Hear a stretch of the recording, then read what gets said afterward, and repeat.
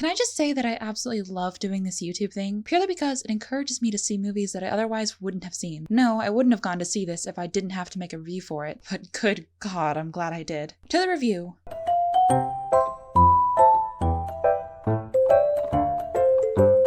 Hey, what's going on, guys? It's your BFF Snowy Aria 663 here, right now, and I went out to see Killers of the Flower Moon yesterday. I'm very glad I was warned about this movie's runtime because silly me was going to head right in without eating dinner first. For those who don't know, this movie runs at about 3.5 hours long. Well, it is Martin Scorsese. I don't really know what I expected. But anyways, what you're here for. How was the movie? Well, it was fantastic. What did you expect? This movie sent me through so many different emotions, ping-ponging back and forth from curious, angry, melancholy, full of anguish, and so many more. DiCaprio's performance is just as good as everyone is saying. A weird thing about me is that I tend to not get excited for films that have a star-studded cast, purely because when an actor has been in too many things, I stop seeing a character they play. I just see the actor. DiCaprio at some point in this movie stopped being DiCaprio. He was just earnest. That is crazy to do, especially with someone with as recognizable of a face as he has. His performance kept me hooked on the story. The other actors did phenomenal as well, but his completely blew me away. I can't say I know a lot about the real-life events that surrounded the story of this movie. Blame the American education system, I guess. But there weren't many points that I felt completely left behind. The movie doesn't talk down to you or baby you. It makes the subject matter clear enough that somebody who isn't fully aware of the real-life events can still follow along, however. With how much time this movie has to fully explore the entire story, it allows the proper time for every scene and every character moment. The whole film takes place over several years, seeing those characters in many different points in their lives. The character and personality changes in earnest were my favorite parts of the film. Comparing him from the beginning and at the end of the movie, it's crazy how different the two are, yet it's still completely believable. And the thing is, his character changes there, but it also is hinted at so much in the beginning that everything feels natural with how it progressed. There's quite a bit of violence in this one, which is to be expected from a story like this. There were several moments of quick violence that caused me to jump in shock or physically recoil from the gore. However, those scenes don't detract from the movie. If anything, they enhance it, driving home the horror that these people were subjected to. The endless death felt real, brutal, sorrowful, and fills you with the desire for justice. I won't go into spoilers for this review, purely because this is a film that is difficult to put into words. And even so, there's not a lot about those parts of the film that I have anything major to talk about. The entire movie from beginning to end is a consistent level of quality, and the praises I sing about the earlier parts just as much apply to the ending. Literally my only complaint for this film is that some parts of it tend to meander a bit too much. With a film with this long of a runtime, there were a few moments that left me checking my watch. I felt like the film probably should have started wrapping up a few times, only to be presented with a new scene or development that roped me right back in. Even at the end, where I felt like I was practically begging for it to be over because I had a medium cherry Coke and I really didn't want to leave the theater to pee and miss something important, I was brought back to full attention by the ending scene. That final scene has some strange moments and kind of feels like a jarring tonal shift, but I honestly think it might have been my favorite part. Seriously, make sure you're in your seat for that. Overall, I really liked Killers of the Flower Moon. It's a story that treats the subject matter with the respect it deserves. The performances are all top-notch and the cinematography is brilliant. The characters are believable and you'll be left with wild emotions as you leave the theater. If you can handle the daunting runtime, you'll walk away with a phenomenal experience that you won't forget. But Oppenheimer is slightly better because it didn't meander so much. Ooh, I'm giving Killers of the Flower Moon 9.5 Funtime Fox Beats out of 10.